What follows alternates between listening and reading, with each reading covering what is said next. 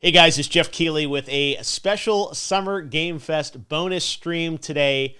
Chivalry II came out back in June. You may remember we showed the launch trailer at the kickoff show. Well, today there's an exciting update. The first big content patch is out for the game. It is the Galencourt House update, and we've got a first look at the trailer right now.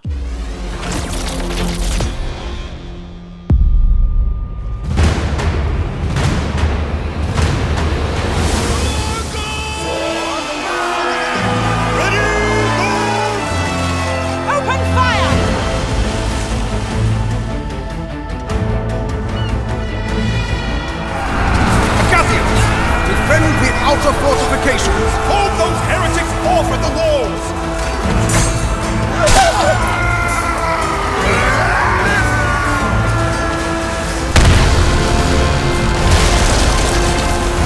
Reach the gate!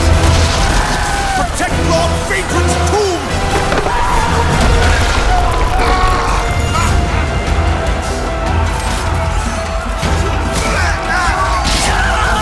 Arena!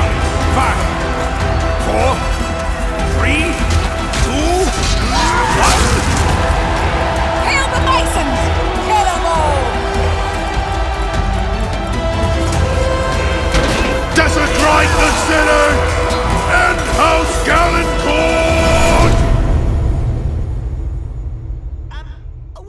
Well, that's a lot of new stuff, and joining me now to talk a bit about the House Galencourt update is Rasmus, who is the game director up at Torn Banner on Chivalry II. How you doing, man?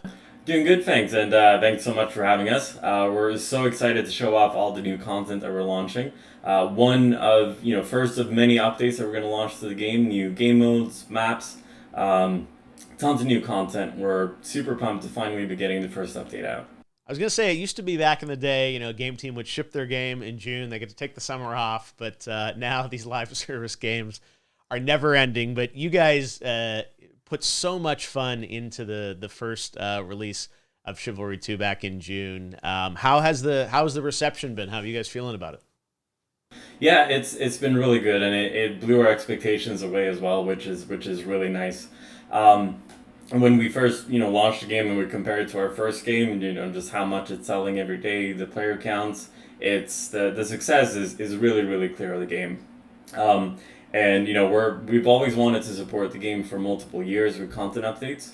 And it's so clear that we're not only going to be able to do that, but we're going to be able to hire and expand, and make the team bigger and really up the quality of our Shirat as well. And that's something we're super excited about.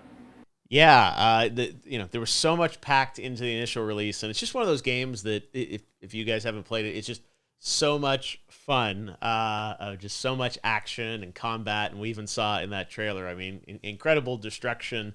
It's exactly what you want it to be, and is so much fun with friends, up to 64 players in some of the modes. So tell me a bit about the sort of the content update plan. As you said, you guys have lots of updates with this first House Galencourt. I guess is the idea you're going to kind of theme them as like different houses are going to come in, or is that the first one, or how do you think about that? Yeah. So it's our plan to kind of theme each update around part of the story of the world. So TO maps will further the story of the civil war between Agatha and Mason. So not only are we going to further the story, but we're also going to introduce kind of houses, and they'll come with customization options that are themed towards those houses as well. It's something we're really keen to expand upon, just to make a more engaging world. We've seen so many people engage with Agatha and Mason, so we want to take that even a little bit further and go to a few different houses. And it's good for us to be able to theme kind of the skins that we're doing, the color schemes, and the story of the map into belonging to a house. So it works really well for us creatively as well. To really dive into like the medieval world that we're building. So you'll get to experience Galencourt's kind of home city and their keep in the map. And it's the Masons attacking the Agathians, because Galencourt is an Agathian house. So you'll get to experience really what their ideal is and their home in the world. And then in future maps, we'll go to other kind of iconic maps for these different houses and tell their story as well. But one of the things I'm most excited about is playable monks.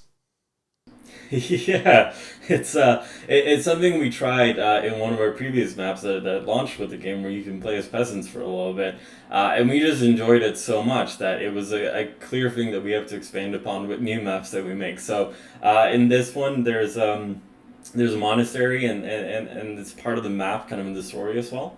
So you get to play as monks that are defending the city.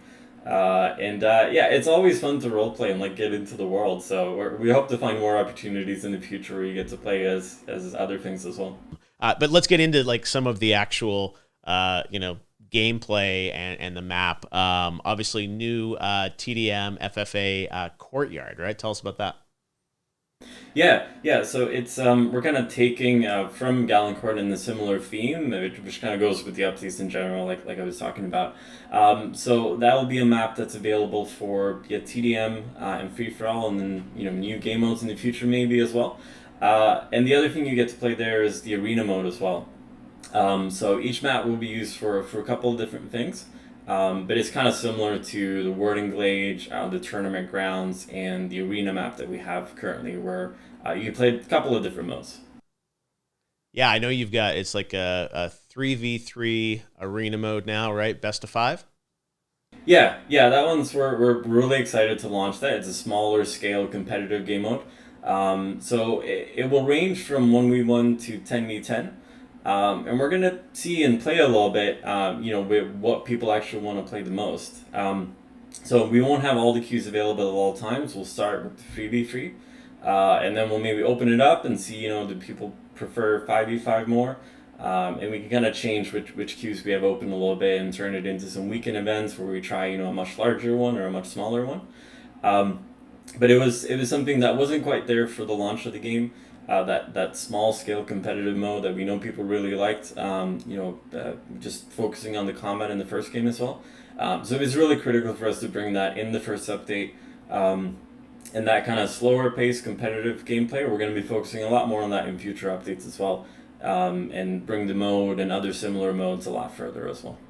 When you think of this genre of game moving forward, like you guys said, did 64 players, then you're doing 1v1, experimenting with all this, like, where do you see this genre going? I'm curious. Like, we're obviously going to see some of that in some of these updates, but do you think, is it more players? Is it kind of, more multi-stage kind of, battles, use the environment more? Like, where do you get most excited from a design perspective? Yeah, I think there's very different aspects of it. So one is focus on the more organized play and competitive play. On the other hand, like the story-based TO maps are super critical to what people enjoy about the game and what adds really good experiences. I think one of the ones that I'm most excited to add to the game that will be coming in future updates is more of the fun modes. So in the first game we had what we call the Black Knight mode, where every swing takes a limb off and you get to play till your very last limb or head. And those things were really popular, just to jump in and have a little bit of fun in between like the more serious matches. So I think adding that element to it, where we have those like really fun and chivalry breaks basically, from the more serious play is currently what I'm most excited to add next. All right. Well, yeah, twist it up a little bit. I think that's what's exciting, right, about these updates, especially when you have frequent ones, more things for players to come back to. Well, it looks awesome. We are really, really excited about it. And the best news of all is that it is out right now for people to play across all platforms. That's another awesome thing with this game, is that you guys shipped it across console and PC on the Epic Store. So check it out. The House Galencourt update for Chivalry II. Thanks so much, Rasmus. Thank you.